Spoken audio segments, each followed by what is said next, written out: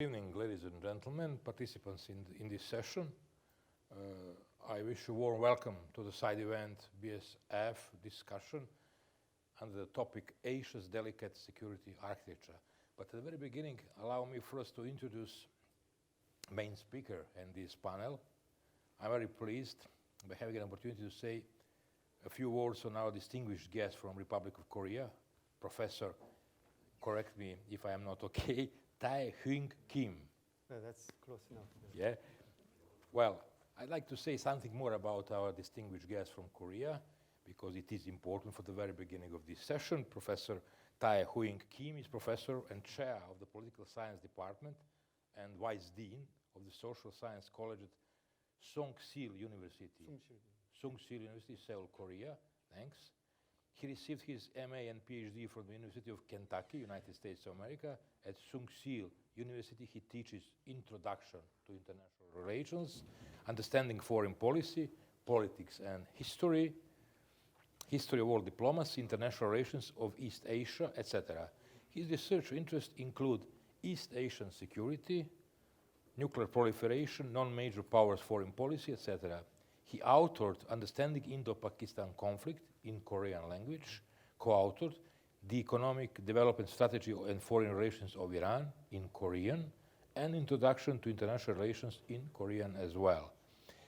His recent publications in academic journals include Crisis Stability and Escalation Control Challenges in South Asia, Pakistan's Nuclear Development Efforts and Beyond, the strategic rivalry between US and China from the arms control perspective in Korean as well, and North Korea's nuclear ambition.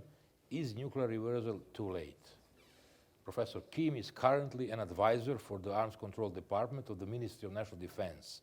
He served as the General Secretary of the Korean Association of International Studies in 2018. That's, a very brief introduction about our distinguished guests.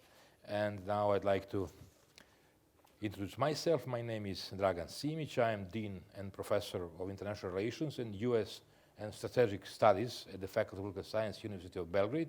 And this night I really have the honor to moderate this discussion and to discuss with our guest from Korea, Professor Kim. Well, for the very beginning, according to the schedule we already had here for this session, it is supposed to have just short, brief introduction into the subject of the discussion. So let's go back to the topic of our discussion. If we carefully look at it, we can see that the label of this side event is chosen very carefully, because if we use the attribute delicate, we already determine the character of security architecture on the biggest continent in the world, and particularly state of affairs in its east part, and particularly in Far East part of Asia. At times like this, it is useful to step aside from today's headlines and look at the big picture. Of course, we don't have enough time to discuss that broader picture of the world today, world order, global order, the place of Asia and the place of East of Asia in global and world order. But of course, there is necessity to say some, introductory remarks on that. In other words, we need to have much broader framework than any continent, no matter how big it is, and this is the biggest one, if we are to analyze stormy world order we are living in. Changes in world order, which is very hard to be defined, precisely crisis of existing international order, and looming unilateral world order substantially affects regional orders in any part of the world, including region of East Asia and Korean Peninsula, on the subject, of course, topic we are going to discuss later with Professor Kim.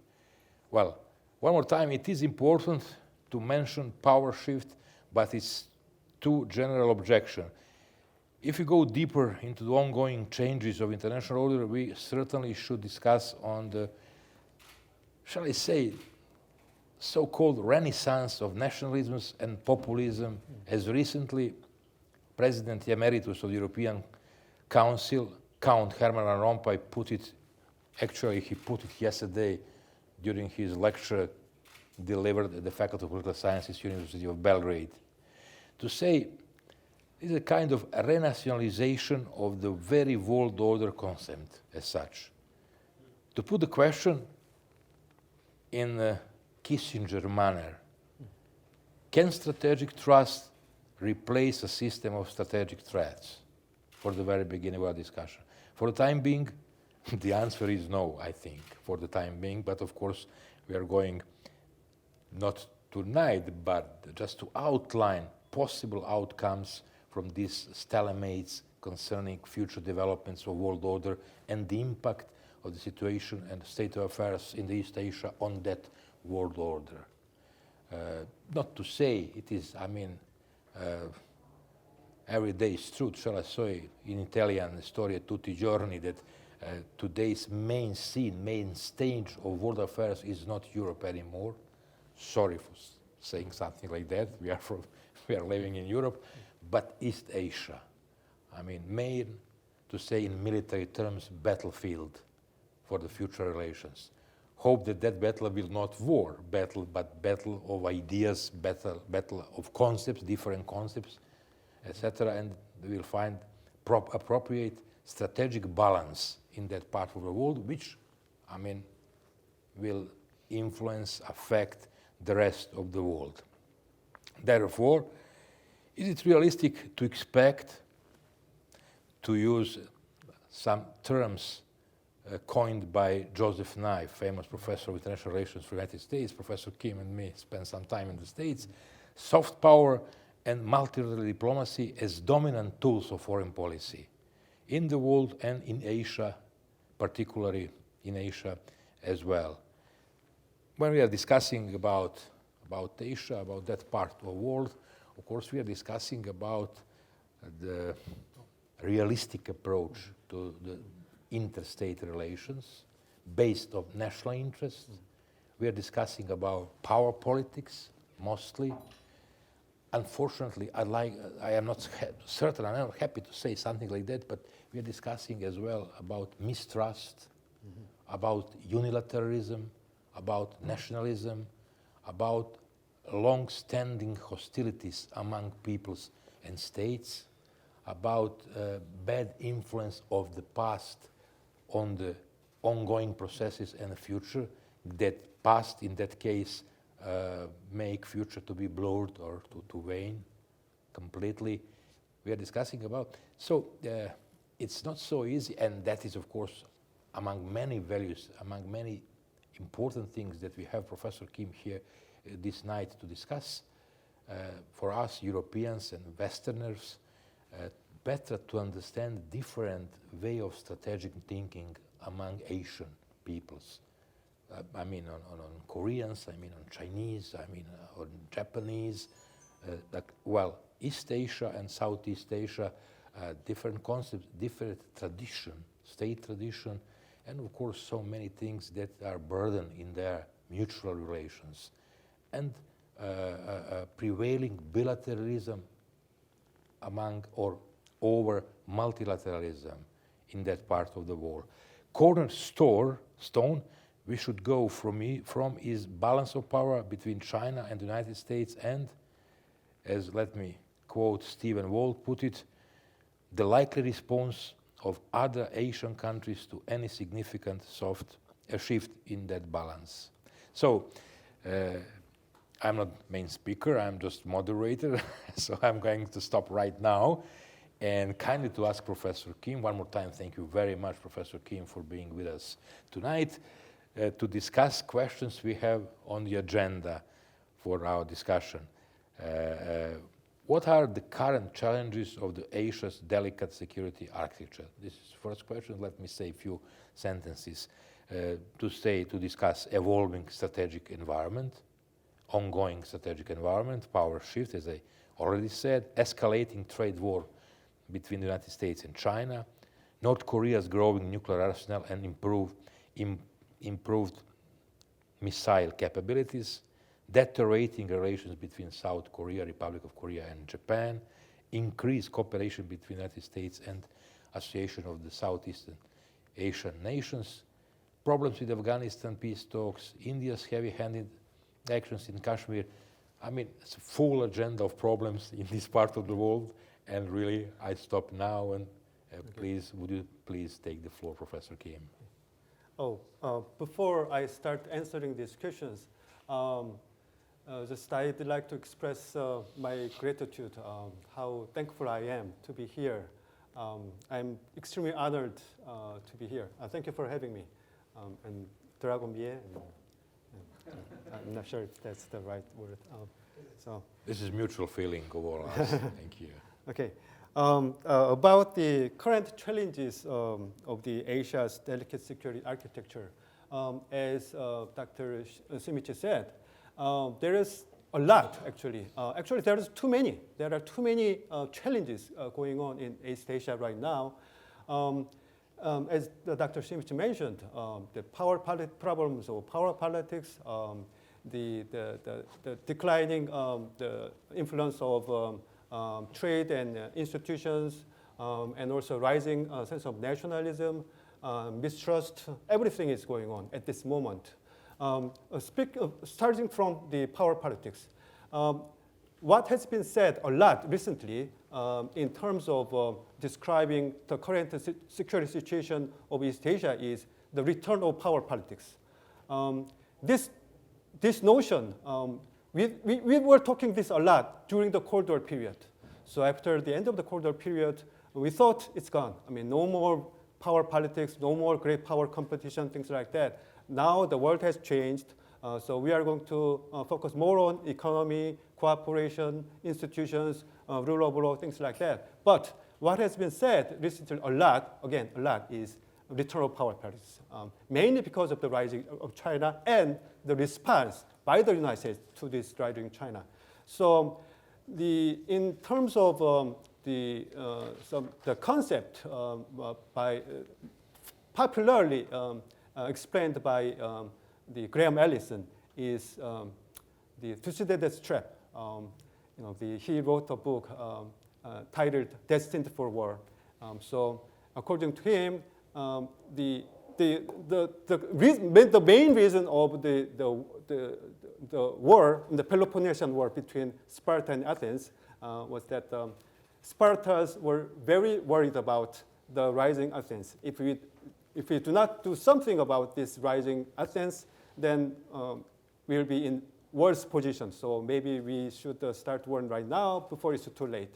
So that's Thucydides' trap, and according to him, 16 times in history that happened, and 12 of these 16 times resulted in war, major war between this, the existing hegemon and the rising challenger. And that's, according to many, not only to this Graham Allison, according to many, this is exactly what's happening in Asia. There's a great hegemon, existing hegemon, the United States, but the challenger is rising very, very fast, which is China. So this power transition,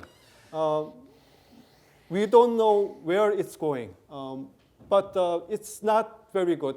In terms of power politics, it's not looking very, very good. And the things are very bad because this power, the competition between these two great powers is happening everywhere, including the recent trade dispute between these two countries.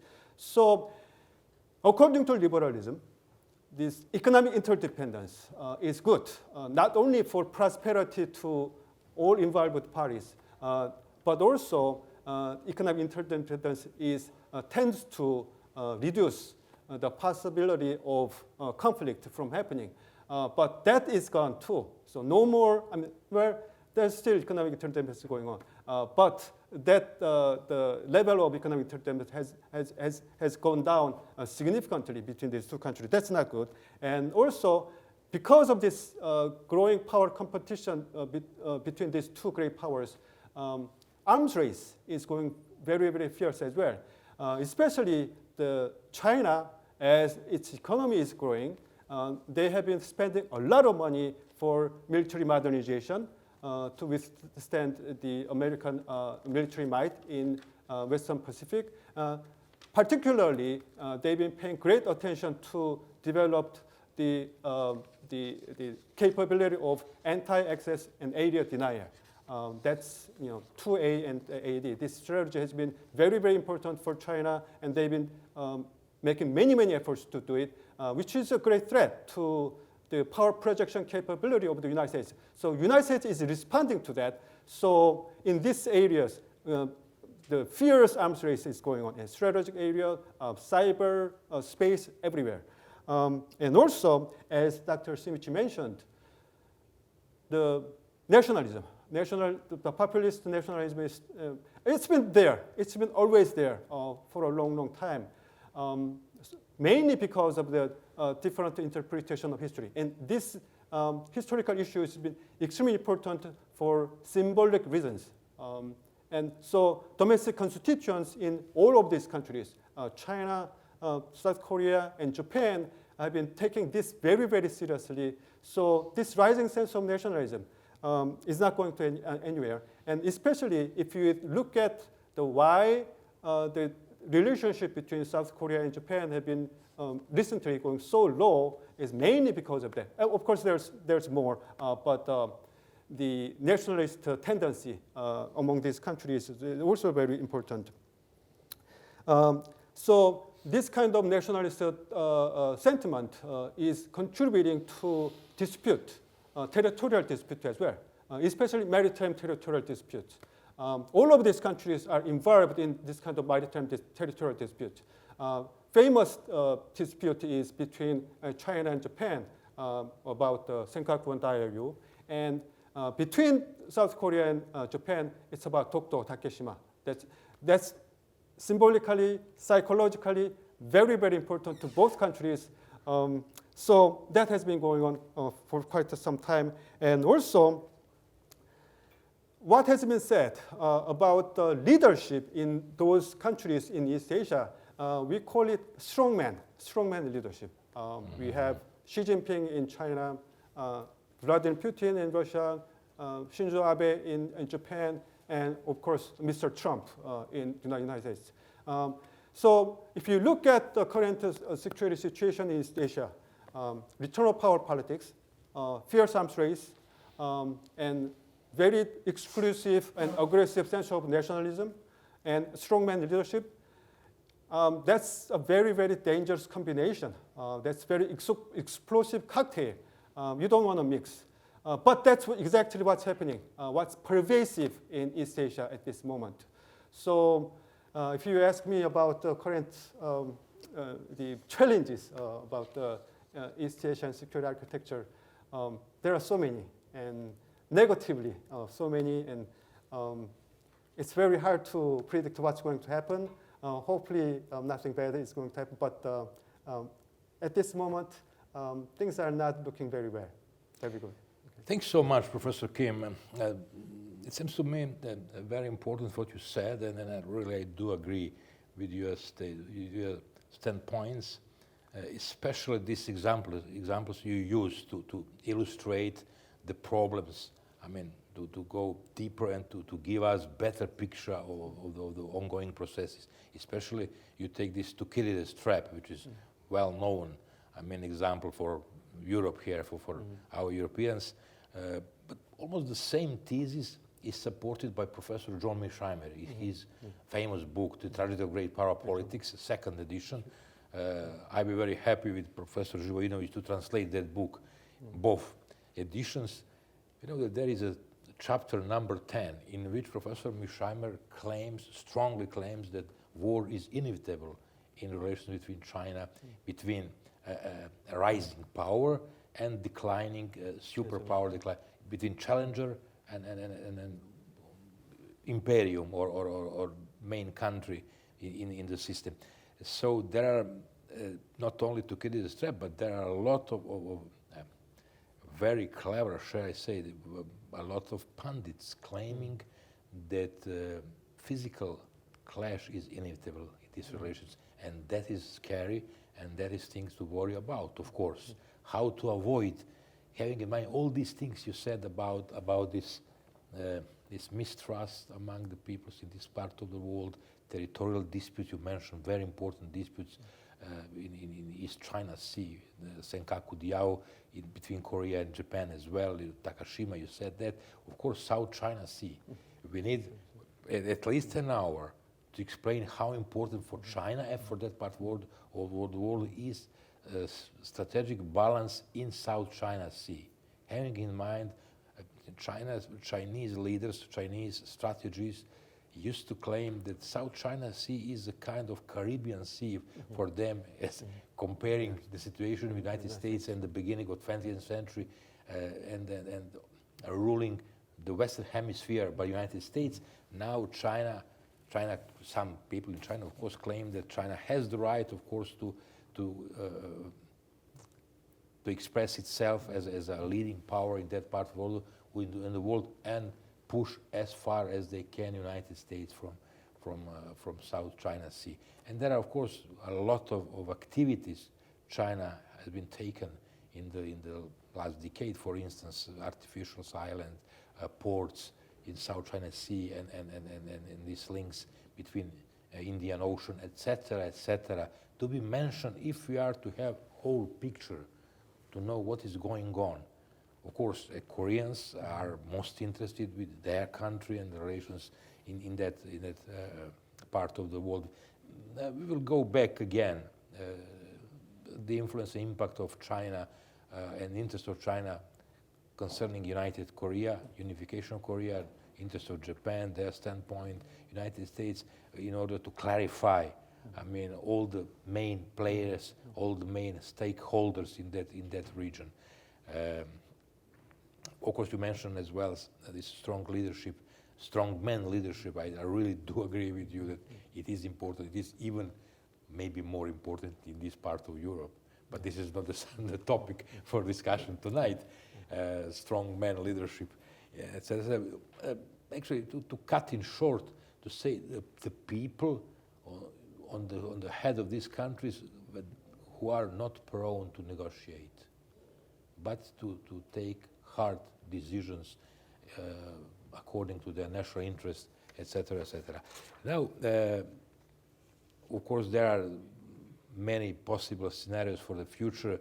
For instance, if I am not boring all of you, just to mention that Stephen Walt put it on the sub-3 possible scenarios concerning these relations between between China and the United States. First one is China continues to rise rapidly while the US stumbles.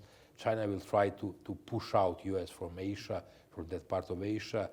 China established zone of influence in the part of the world like US did in the beginning of the 20th century. As I said, second scenario, China faces a number of serious obstacles and problems inside, in domestic problems, an aging population, environmental degradation, geopolitical problems, constraints, restive minorities, etc., etc. And U.S. formed formidable offshore balancing alliance vis-a-vis China. And first scenario, which is most likely according to Stephen Walt, is that China continues to grow, of course not at the rate they used to, I mean 6% per year, or I don't know, even more, but maybe 3-4%, which is also, I mean, a huge rate of economic growth.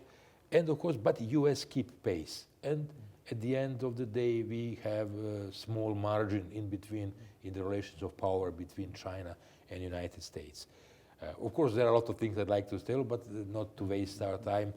Professor Kim, let us pay attention on the second question here for tonight. What can be done, according to your opinion, Professor Kim, to get closer to solving some of the long-lasting conflicts, having in mind all you said? I mean, you made excellent introduction to answer this question. I mean, having in mind mistrust, nationalism, revenge, protectionism, unilateralism, power politics, etc., etc. I can number many of it. And if you, this is my question, not of the organizer, if I may, to pose that question, to say something about the role of civilizational distinctions between Koreans, Chinese, Japanese, not for scientists, but for ordinary people in this part of the world, in Europe, United States, etc., as you know, Professor Kim, when somebody say, okay, Asia, East Asia, I mean, ordinary men think that, okay, it's almost the same people, I mean, the same look like, I mean, it's almost the same history, same civilization, Buddhist, Shinto Buddhist, in religion, in regarding their religion. But of course, if we are if we are go deeper into the history of those people and the religion belonging of those people, we can find, of course, substantial differences between them. How that the position influence, what impact have those things on relations today, plus burden of recent history, Second World War, not to mention 19th century, but 20th century. So I think, of course, a lot of questions. Yeah. Excuse me, yeah. Professor Kim, but okay, let's step by step. What can be done to get close to solving all these problems? It's hard to think of any, actually. As you mentioned, the mistrust is a big thing, especially there is a great power competition. I mean, they don't trust each other, and they are not supposed to trust each other. I mean, that's what great powers do. And in this case, intention doesn't matter. Whatever they perceive, that's the thing. I mean, that's what they perceive is what they take. So to improve, to get rid of mistrust, to improve trust among these states, and also to develop some kind of a mechanism to resolve all these outstanding issues. Even though it's a long shot, we need to start from something easy. For example, like confidence building measures. It's easy to say, but there are not many actually in East Asia. I mean, there's a lot of dialogue. I mean, we start from dialogue. But if you look at the relationships between the United States and China, there's been some dialogue, security, economic dialogue, and they regularly meet in terms of ministerial levels. And they if I may to say, they are frenemies, at the same time friends and enemies. Yeah, friends and enemies. Yeah. And they meet in Shangri-La security dialogue. And of course, if you look at the economy, even though their economic relationship is not good at this moment, still, they invest a lot to each other, and they trade a lot between them. But still, they need to talk more. They need to talk more. And about last week, there is some breakthrough in terms of trade issue between these two countries. Of course, there's a long way to go. It looks only temporary kind of stalemate. So we need to go further. But confidence building measures. A lot of areas, like a transparency in the defense budget. If you look at the defense budget in these countries, every institute has very different statistics. If you look at CIPRI, if you look at ASIAS, very different. So this kind of thing. I mean, it might be a small thing, but we need to start from there. And also, if you go a little further, there needs to be some serious arms control negotiations. This is especially urgent because recently the United States and China both decided to scrap the INF treaty. It's one of the reasons why both the Russians and the Americans did not like the INF treaty is third party, in this case China, is not following this. They don't have to follow this treaty. So they've been developing all range of missiles. So that's one of the important reasons. So even before then, many argued that China needs to be included whenever they try to negotiate in strategic issues. I mean, strategic weapon issues. So I think this is more urgent. The United States and China, including Russia, would be better, but they need to start talking about arms control.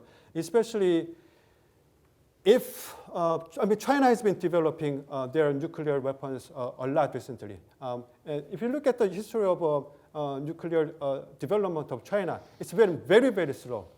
Since 1964, they've developed only a few nuclear warheads, especially the ICBM, only very few. But recently, especially in the early 1990s, they've been developing a lot. So if they feel they are confident about the second strike capability, then they can start negotiating. And they need to do that. They should do it quickly. And particularly, the China needs to cap a certain level or number or range of missiles. And in return, the United States needs to guarantee that the ballistic missile defense system that the United States is building in the region is no threat.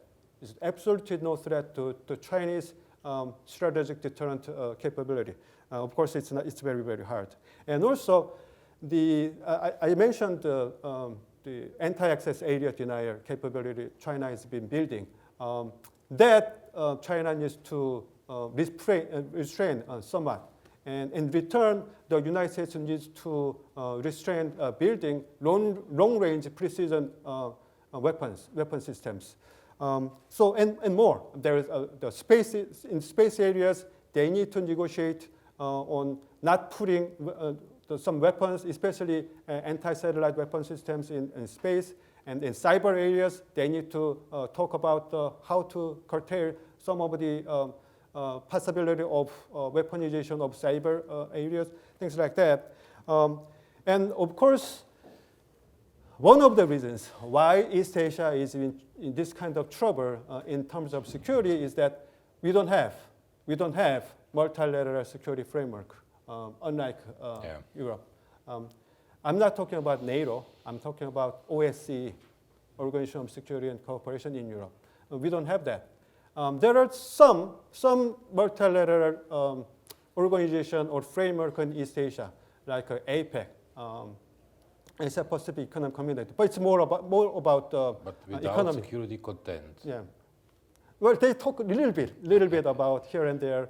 They sometimes talk about North Korean nuclear issues and things like that, but that's not the main point for their meeting. And there is ASEAN Regional Forum. And ARF is specifically designed to talk about security issues. But geographically, ASEAN, even though we are invited, Korea, China, Japan are invited, still the main geographic focus is in Southeast Asia, not Northeast Asia. And so actually, in the past, when the discussions were going well in the six-party talks in the mid-2000s, people expected that these six-party talks could develop. If North Korean nuclear issues be resolved, peacefully resolved, then these six-party talks could evolve into multilateral security framework in the region. But as we know, it's all gone. Six-party talks, it's long gone. So in the long term, we need to establish some kind of multilateral security framework. But it's a long shot, and I talked about a little bit about confidence building measures and arms control negotiations in the region. But what especially the United States and China are doing at this moment is exactly opposite. Exactly opposite. China is frantically building the anti-ship missiles and AA-2A systems. And in response, the United States is building ballistic missile defense systems targeting, they say they're targeting North Korea, but China as well. And also they are building long-range precision strike systems as well. So things are not looking very well at this moment, and hopefully something comes up to start resolving all these outstanding issues, but I'm not seeing anything at this moment. And since you asked about the role of the civilization, well, East Asia has been under the China-centered civilization. And if you look at the religious dimension of this civilization, it's mostly Confucianism, not Buddhism or Taoism. It's Confucianism. Where Confucianism, many people consider that not as a religion, but also but more of the practice or the kind of a system.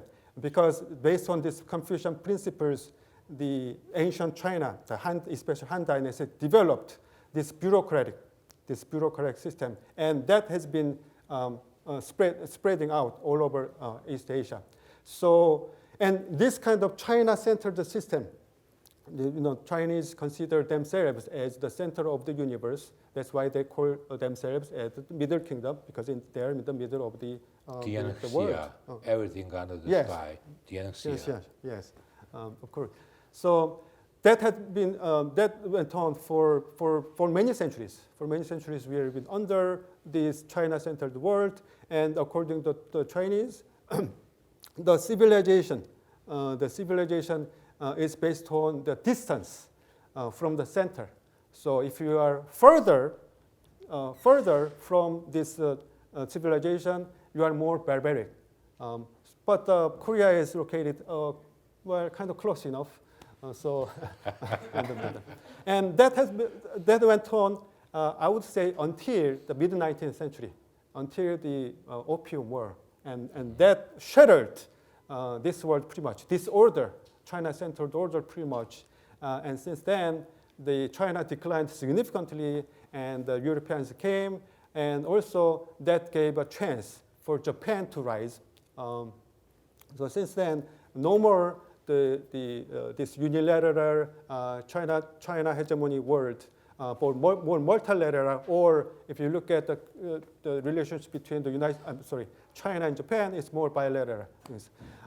So if you look at the civilization aspect in East Asia, I'm not sure if it's that important.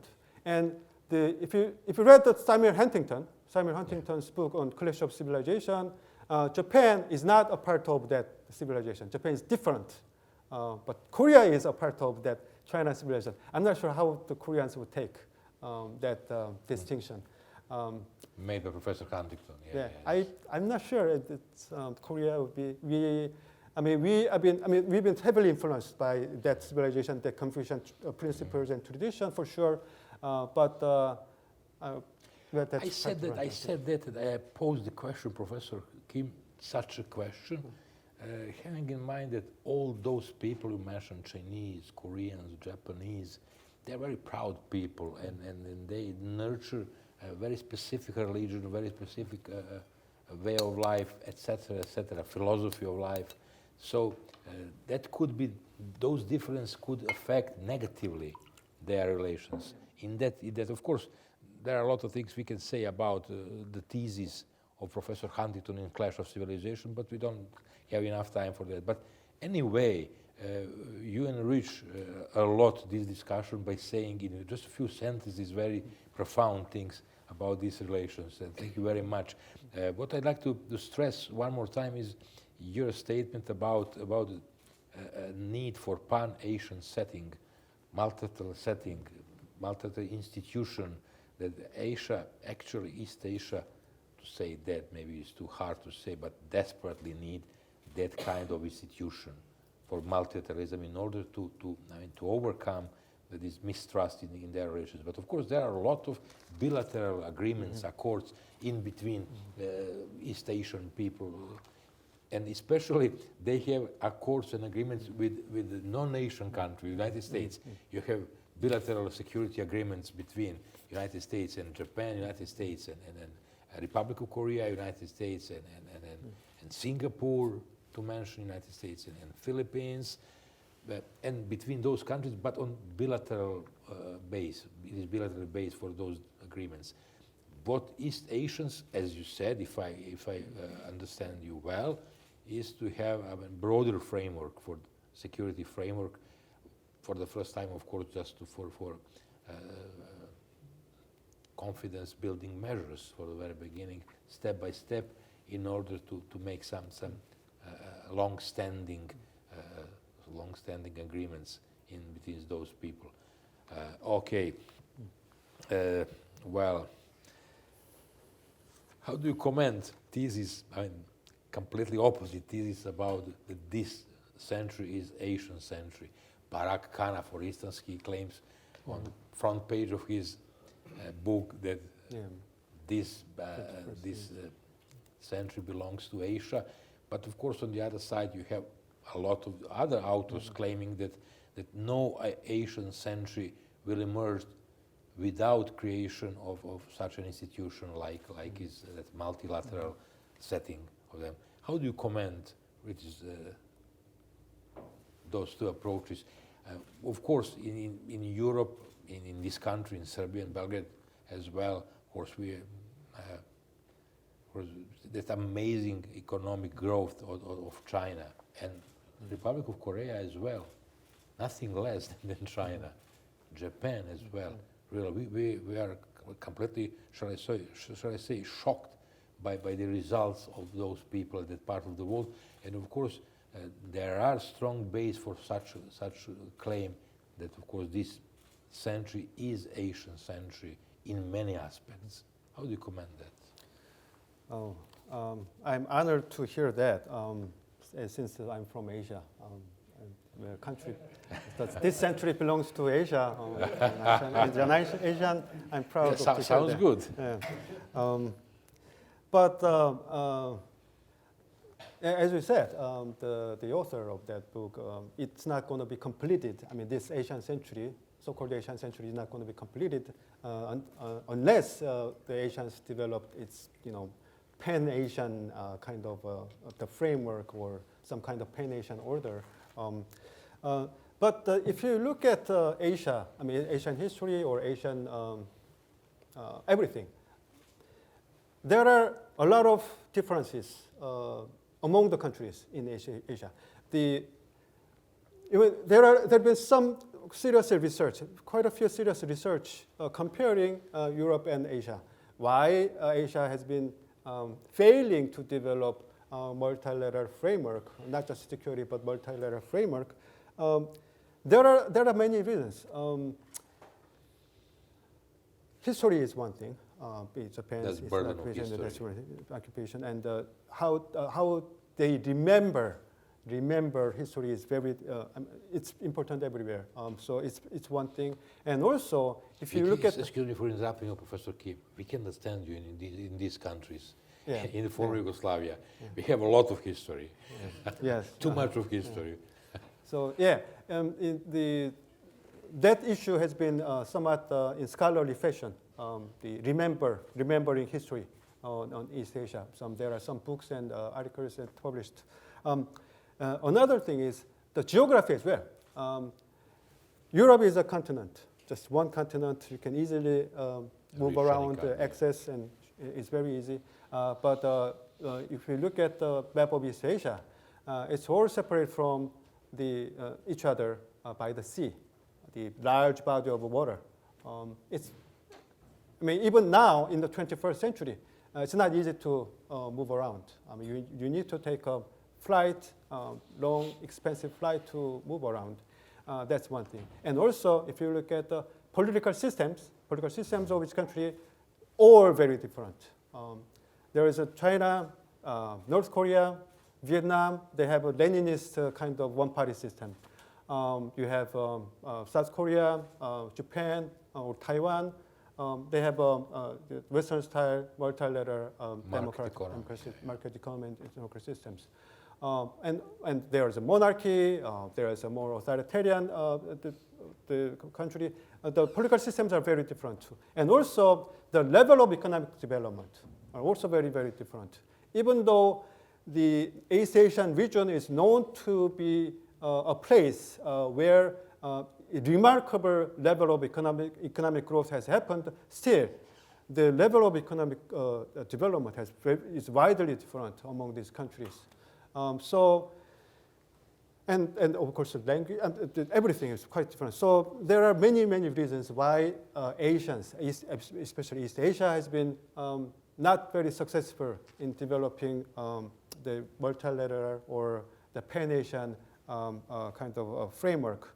to establish some common order amongst themselves. So, but that is, I think that is likely to continue until they have something really seriously common thing. In many regions, that has been security threat. If you have a common security threat, then that can make the countries to get together.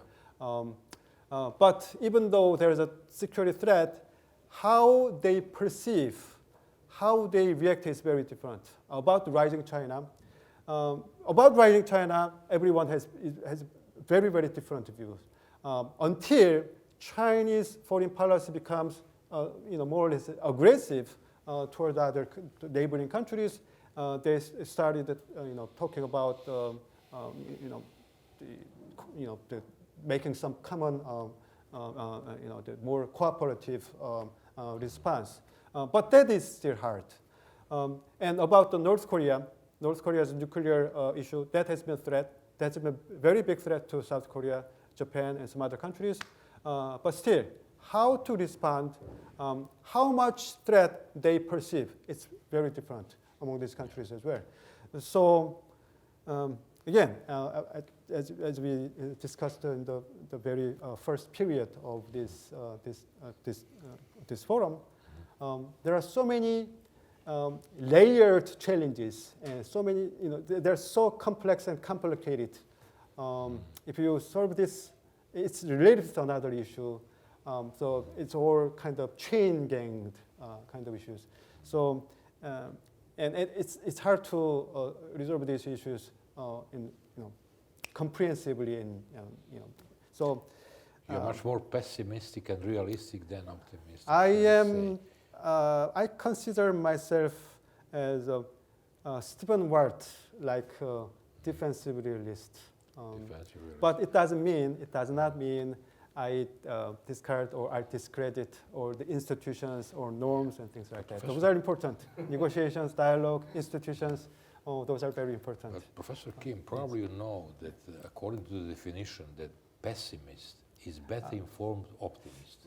Well, at this moment, I'm not very optimistic about the prospect of more peaceful, stable Asia, because there are so many things. I mean, so many, the complicated, the challenges existing in Moderators should be serious, more serious than I.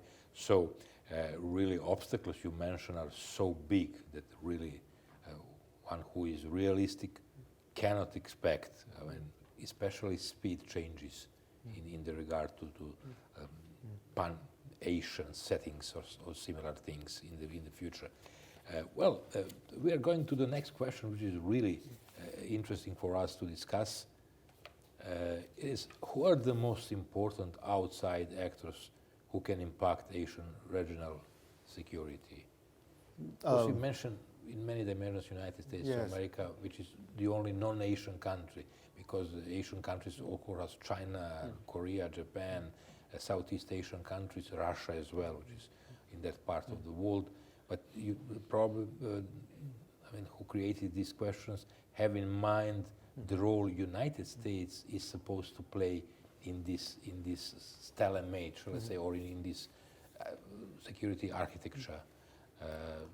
Actually, we are witnessing today a transformation of the U.S. unipolar maritime security order of the past 75 years, according to all we have said tonight, having in mind this rising China, rising military might of China at the first place, maybe. Of course, we can expect, according to these theorists you mentioned, Graham Allison, John Mearsheimer, even Stephen Walt, that of course every economic power in the world, we know that example, in one moment in the future, convert this economic might into military might, this conversion of power from one dimension to another dimension. So we have, in that regard, very complex situation, and how do you expect these future developments, having in mind that this order is a little bit stumbling by these processes, that order, security order with the United States for 75 years, this bilateral treaties between Japan and United States, the Republic of Korea, and United States, etc. And this, of course, we'll discuss later how to adapt existing alliance between United States and Republic of Korea, which has crucial importance for the destiny of that part of the world. And of course, to comment this new policy announced by some generals from Pentagon, some American officials about places, not bases. In the new situation, not to build another bases like in Japan, South Korea, Guam, but important places to integrate into the net of security, of this security order in that part of the world. So Okay. I'd like to stop here because Okay, yeah. Your question about the most important outside actor is definitely the United States, absolutely.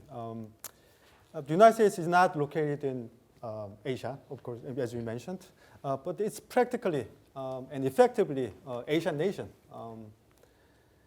Its power projection capability is been building up exactly to do that, to influence the things, the affairs in Asia. And if you look at the U.S. history of the U.S. History of the grand strategy of the United States, since the turn of the 19th and 20th century, that's the president of Teddy Roosevelt. Since then, the U.S. grand strategy is to checking and balancing whoever is threatening to attack the United States, you need to cross the ocean, big ocean, either Pacific Ocean and the Atlantic Ocean. That hasn't happened yet. So to cross the Atlantic or Pacific Ocean, and you will have the Eurasian landmass. Yamamoto did a little bit that Right. move in 1941, attacking Hawaii. Yeah. So in this Eurasian landmass and the different sides of the Eurasian landmass, no challenger would ever rise to possibly attack the United States. So the United States has been involved in this kind of balancing action in World War I and World War II, and of course during the Cold War period. During the Cold War period, as you mentioned, there was a Korean War started in 1950, and then after the end of the Korean War, 1953, the United States started building the bilateral relationships. Bilateral actually defense treaties in the key Asian countries, Japan, South Korea, and Taiwan, and the Philippines later. So during the Cold War period, the line was drawn so clearly between the opposing sides. The Soviet bloc and the US bloc, there was so clear line. But the Cold War was over around the 1990. And after the Cold War period, the United States was paying attention to not just security, but economy and other issues. But there was a new threat, like North Korea's nuclear development attempt, and some other issues in here and there.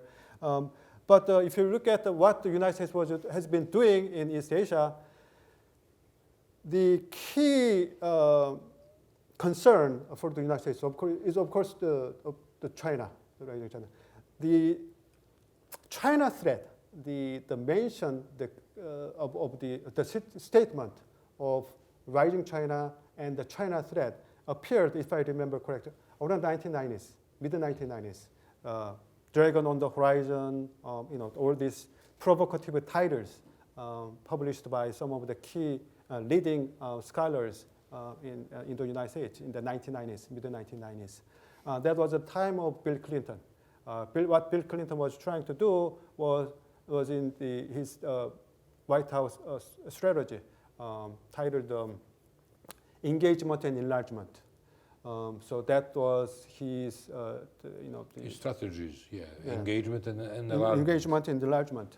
So he was trying to do it, especially in China, trying to engage. And actually, during the Clinton administration, there was a debate if they had to allow the China into WTO and some other issues. But they decided to allow China into WTO.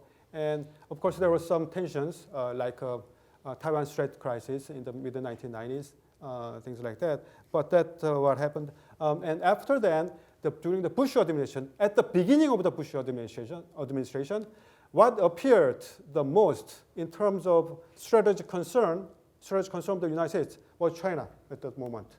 But of course, it all changed after 9/11.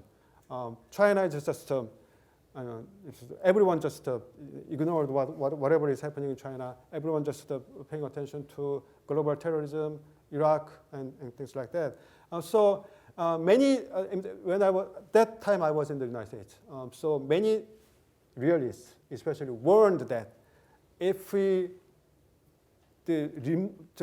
shift our strategic attention from China to something else, even though this global terrorism is a serious threat, then our changed attention will allow China to freely grow.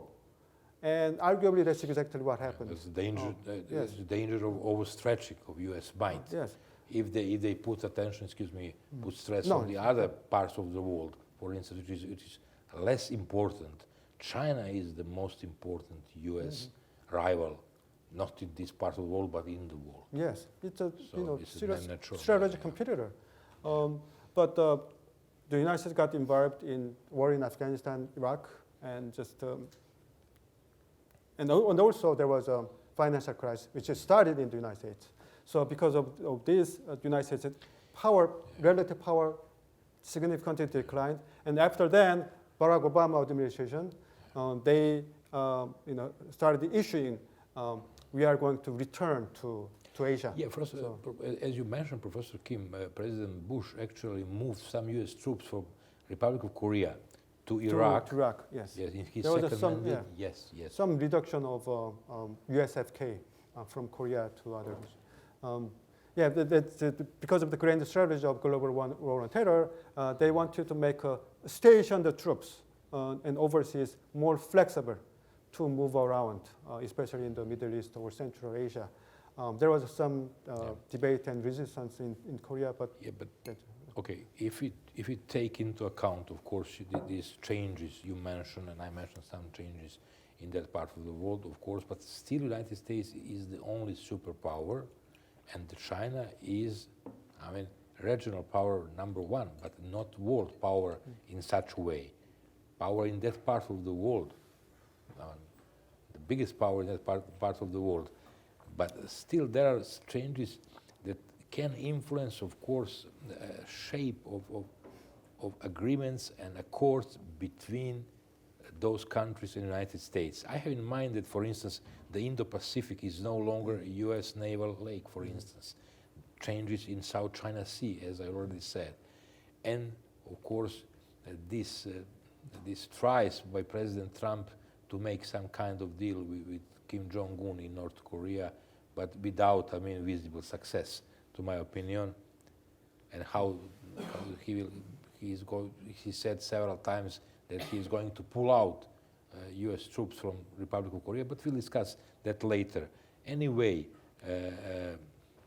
United States can do is offshore balancing in that part of the world, and that is famous thesis put by Professor Misheimer.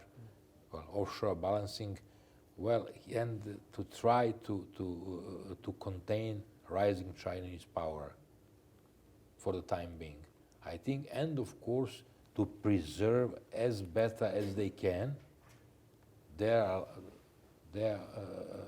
friendly nations in that part of the world, to keep actual alliances with Japan, with Republic of Korea, etc., etc. Of course, we will discuss later on the fourth questions about the possibilities of unification of Korea, which has actually, it is the very heart of the problem, to my opinion, will affect all these relations in that part of the world. Well, is there a hope for peace on Korean Peninsula? We come to that question, Professor Kim. is there hope No for part of Asia is in play as much as Korean Peninsula, and we are witnessing dialogue between two Koreas. Let me say something in person. I was starting to deal with Korea 25 years ago, almost, with so-called well-known policy, sunshine policy, when Republic of Korea successfully were trying, I mean, to gradually to build confidence among the same people, of course, across that 38 parallel. Divided country scenarios, of course, in the 20th century is nothing new. Of course, we had West and East Germany, we had South and North Vietnam, North and South Yemen, and the end of those trajectories were, of course, unification. Of course, can we expect unification in this example? And of course, I have here a lot of things, but after you introduce us in this problem, which is, I mean, main topic of this topic, to my opinion, I kindly ask you to say something more.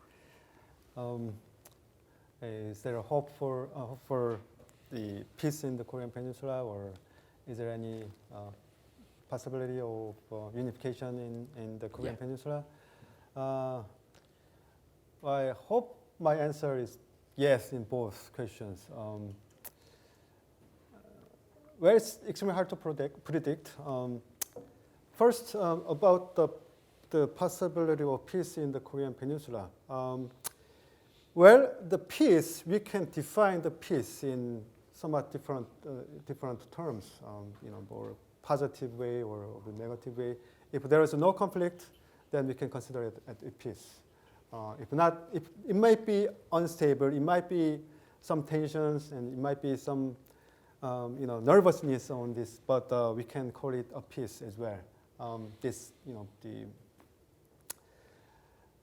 And if we consider that as peace, then it's peaceful in the Korean Peninsula. Because we've had wars. Can we reach peace treaty for the very beginning? Peace treaty. To start with that. That has been being negotiated for quite some time. It has not happened yet because I think there is some hesitation. It looks like the Trump administration has some hesitation about signing the peace treaty, even though there was some progress and some achievement really curious in Singapore. Yes. Why?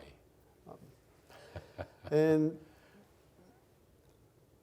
some argue that, and actually many in the Trump administration argue that peace treaty must be signed only after the complete denuclearization of North Korea. I think that's complete illusion. I'm not even sure what they mean by complete denuclearization of North Korea. Thank you. And also, that could change. I mean, if there is a peace treaty signed, that could change. As you mentioned, the alliance, the alliance between the United States bases and places, not bases. Yeah, as you mentioned, that could change the United States, U.S. presence, U.S. military presence in East Asia. Because if a peace treaty is signed, that means the threat from North Korea is significantly reduced. Only after then, peace treaty could be signed. Then there will be a pressure in both United States and also in the region. Why the heck the USFK, currently 28,000 strong, needs to still be stationed in South Korea? Then that could change the calculation and all sorts of things for the U.S. policymakers, because since 1953, almost more than 7 decades, the U.S. grand strategy regarding East Asia has been based on forward presence of U.S. forces. Japan, South Korea, Guam. In the past, there was some forces in the Philippines as well. That needs to be changed. But this is the time. This is the time of the rising China, which has become the most significant threat to the security of the United States. So even though USFK has been stationed there to deter the possible North Korean aggression, attack. Yeah. but actually the USFK has been doing more than that. Presence of the stationing of the US forces in Korea has been doing more than that, more than just the deterring, which has been successful because since there's no serious, well, there's some minor provocation by North Korea, but there's no war. Problem, it is important, excuse me, Professor Kim, just to say that, to add, it is important geographically to say that Seoul, capital of the Republic of Korea, is near to the border, near to the 38th parallel, very close, about 40 kilometers. 40 kilometers. 40 kilometers. It is possible, for instance, just in case, that North Korean artillery to reach Seoul. Yes. And to threaten the security of Seoul and the Republic of Korea. And of course, nobody else today in the Republic of Korea expect tanks from North Korea, tanks or I don't know. But of course, there are still a lot of vehicles, a lot of instruments that North Korea unfortunately can use in the case and to attack South of Korea. And everything, all these things are on the scene, on the table during the Trump administrations when US President gave different statements concerning US troops on the Republic of Korea, the changed mission of those troops. What do you expect? How that alliance is going to be changed in the near future to adapt itself, that alliance, according to these changed circumstances, geopolitical, geoeconomic, even geostrategic circumstances, and this new security policy of Trump administrations. We should take into account the new position of Trump administrations. He announced something, as we know, and after that stopped the initiative, and again announced and then stopped. But what is a logical way, what is logical trajectory of his policy toward the Republic of Korea? I had, for instance, a very rich and profound talk with the first American ambassador to the Republic of Korea, Richard Walker. He's from South Carolina, and I had with him, fortunately, hours and hours of discussion about the importance, strategic importance. He was a Reagan ambassador to the Republic of Korea, Richard Walker, about the importance for United States, the importance of Republic of Korea. And of course, you said something about the position of the United States towards inter-Korean peace accord, inter-Korean peace treaty. But what is the position of China? What is the position of Russia? What is the position of Japan? Because to our knowledge here, of course, that United Korea is not good for Japan, not good for China, not good for Russia, for the United States. In the case that North Korea put aside the nuclear program, it is okay, but before that, of course, that is the puzzle for the future development in Korean Peninsula. Of course, that the best thing for Korean Peninsula, for Korean people, of course, we really want to do that happen, of course, is unification of that, all Koreans in the one state. But this is a realistic, view on the controversial interest, especially with Japan. Let's mention that. It's bad memories in Korea. Any kind of united Korean state is going to be anti-Japanese, anti-Japan country because of bad memories from Second World War, sex slavery, I don't know, forced labor, humiliation of Koreans during the occupation and colonial rule of Japanese on the Korean Peninsula. So, and of course, North Korea is an instrument of Chinese policy toward Korean Peninsula. This is destiny of geopolitical position that Korea occupies.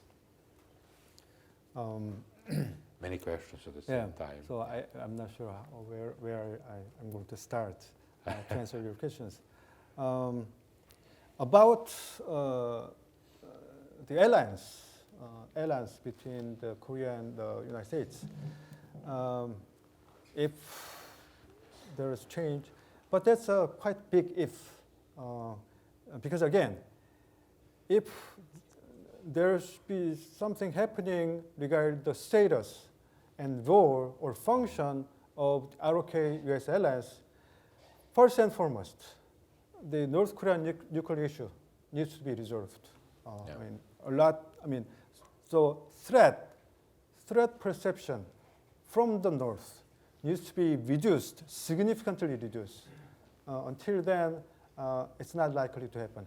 And of course, the Trump administration has been, actually from the election campaign, what has been complaining about, one thing, he has been complaining is about all these allies of the United States are free riders. They are just doing nothing, but all these allies are very wealthy, rich countries, but they are not doing their fair share of burden to take their own responsibility of the security. So after Trump administration started its term, there's been pressure, a lot of pressure to pay more for the in case of Korea, for the USFK station in South Korea. So some scholars and some in the Trump administration think that it's okay to move the U.S. forces, and I'm not just talking about South Korea, but Japan and as well. If not all of them, but big portion of these forces from those countries stationed. Because again, US, as you said, offshore balancing. United States can send troops anytime, anywhere, if it's necessary, if they feel it's necessary. Yeah, plausible guarantee of the security in that part of the world. So the overall, the change of status of ROK-US alliance is not likely to happen, even after the peace resolution of North Korean issue. And actually, even after the unification, I'm not sure USFK will fully withdraw from the Korean Peninsula. I do agree because, again, the USFK has been doing and is likely to do more than deterring North Korea. And the one thing the Trump administration has been criticized is that they are not giving, some kind of credibility to allies, because Trump has been treating both allies and enemies as economic competitors, free riders, and things like that. So, since this is the case, even though the most recent strategy report on Asia, published by Trump administration, the Indo-Pacific strategy, which was just published in June, they emphasized a lot. It's published by the Pentagon. They emphasize a lot about the U.S. commitment in the region, how to check, how to slow down the Chinese growth and things like that. And in order to do that for the United States, they need to cooperate.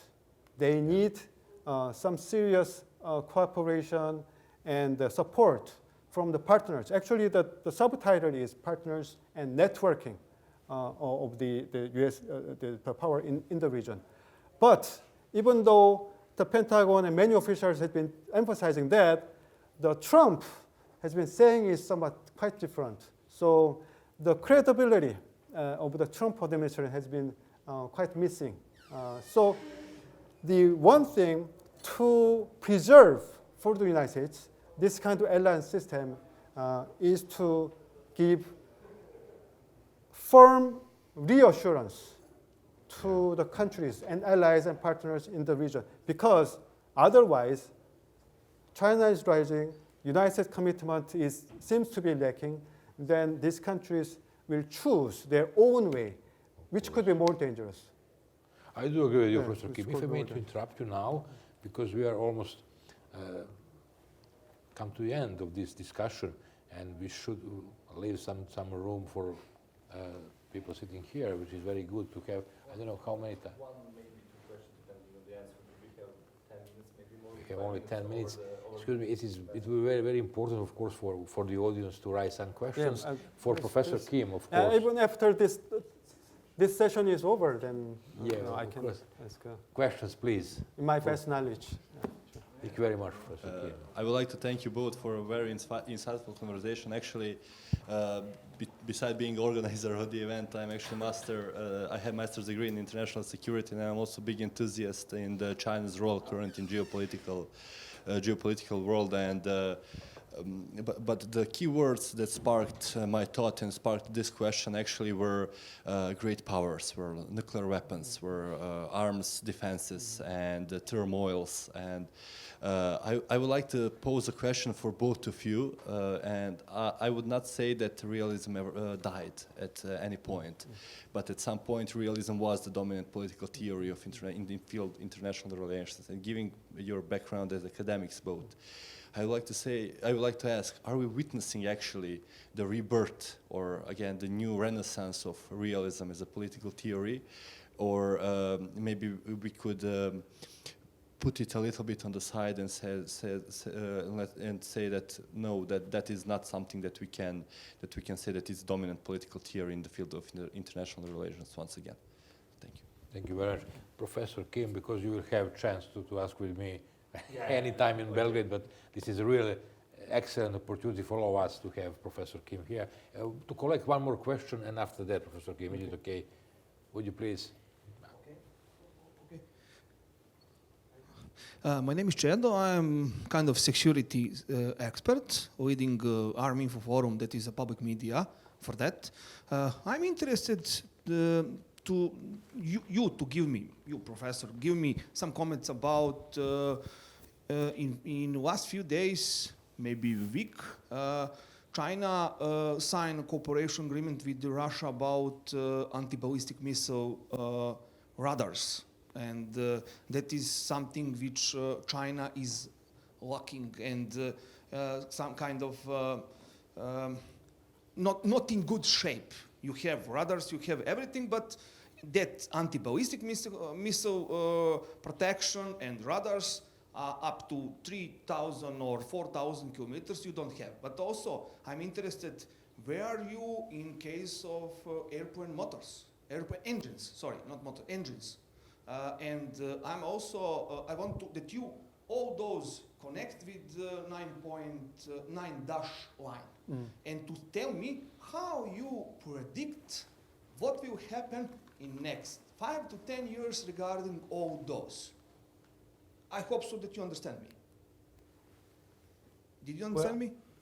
The first question is about the you connect everything and tell me your prediction how you will cross that anti-ballistic missile threat, how you will develop, and how much time you need to develop the very good engine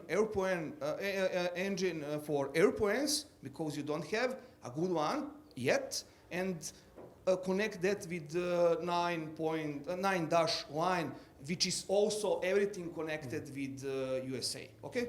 Oh, from the Chinese perspective. Yes. Okay. Okay, no more questions. Okay. Thank you, Professor Kim. Okay. Please. Oh, about the first question. Well, it's not because I consider myself as a realist, but realism has never died. Of course not. And you might be right. I mean, this is the time of renaissance for realism. And I think it's in fashion. And the many realists, like Mearsheimer and Walt, have recently published books criticizing, quite severely criticizing the liberal tradition, especially the liberal tradition that has been dominating the United States foreign policy apparatus. And it looks like it's being taken seriously. I mean, even though the realism makes sense a lot in the past, people were reluctant to take realist criticism or realist recommendation because it looked cold and sometimes not humane enough. But I mean, if you look at what's going on around the world now, then what else? I mean, right? So I think you're right. I mean, it's Renaissance. I think my answer is yes on that because so everything, and not just academia, but policy-making areas. The official balancing seems to be taken seriously in the U.S. policymakers, among the U.S. policymakers, even though that's not, I mean, what the Trump administration is doing is not exactly what the Mearsheimer or Walt want, because Walt and Mearsheimer are very critical to what Trump is doing, because some things they might be agreeing with, but some things, you know, they will be very critical. Actually, Stephen Walt wrote an article about positively looking at impeachment of Trump foreign policy. So that's my answer. And about your question, please. That is a bit of too scientific or technological for me to answer. And from the Chinese perspective, from the Chinese point of view, to develop enough capability to cover all this 9-dash line, and I think a more appropriate term would be not 9-dash line, but the first island chain. I mean that's what Chinese considered the core interest, core national interest. You are already out of those. Yeah. So what the Chinese have been doing to block, to prevent the United States power pressure capability from entering those areas, in that what the Chinese have been publishing, what the Chinese have been saying in public, looks like they already achieved that. But there's, you look at a few days ago, the 70th anniversary military parade by Chinese military, they showed a lot of new weapon systems, including DF-41, Dongfeng 41, and some of the anti-ship missiles, DF-21 and things like that. But it looks like there is serious doubt among the Western experts the true capability of these weapon systems. I mean, if those are as good as the Chinese propaganda, then the United States would having very hard time to go there. But there is a very serious doubt about that. And actually, the United States has been developing to counter those anti-area denier, and one of which is being developed by the Army, U.S. Army, which is called multi-domain operation. So since all these domains, not just land, sea, and air, but cyber, space, and electronics, everywhere it challenges it. And that's what the Chinese have been doing. The Chinese have been provoking, but not to cross the threshold to be responded militarily by the United States. So gray zone, this kind of gray zone provocation, that's been a big, big concern for the United States. So the United States has been developing all these the contingency scenarios and preparations, military preparations. So multi-domain operation is one thing. I think they are going to do it. One of them is the long-range precision missiles. I said that's something they need to negotiate to refrain, but that's what exactly they've been doing. And China, in response, has been doing even more weapons, more missiles, and more precision missiles to the firmly established anti-access and area denial. And the United States, yes. Well, one question, little more about that. Do you think it is possible? Do you think it is possible that China will be one of powers which will contribute to the new start or new agreement regarding the reduction of nuclear or ballistic, etc., missiles and weapons? You understand me? Because Yes. America is already pulled up from few of those agreements. Yes. Because of China. Yes. They said about Yes, I think they should. There's been actually, since the late period of the Obama administration, there was some saying that China needs to be included in New START Treaty. New START Treaty is actually still alive, but they need to renew it, I think it's 2021. But I'm not sure they're going to do it. I mean, they are likely to be dead by then. But if there needs to be more renewal of that treaty or some kind of new treaty about strategic weapon arms control, then China must be included, I think. Thank you very much. We come to an end of this session. At the very end, allow me, please, Professor Kim, to express our gratitude for you, for your participation in this discussion, for your really comprehensive and profound insights about this part of the world and this very, very important topic. Thank you very much for being with us tonight. Thank you very much for coming. Thank you very much. Thank you very much. Thank you very much. And allow me, please, to thank to our organizers Belgrade Security Forum, our friends, for giving us this opportunity. And we are honored by having this opportunity to discuss about these topics. Thank you very much all. Thank you. Thank you. Thank you very much.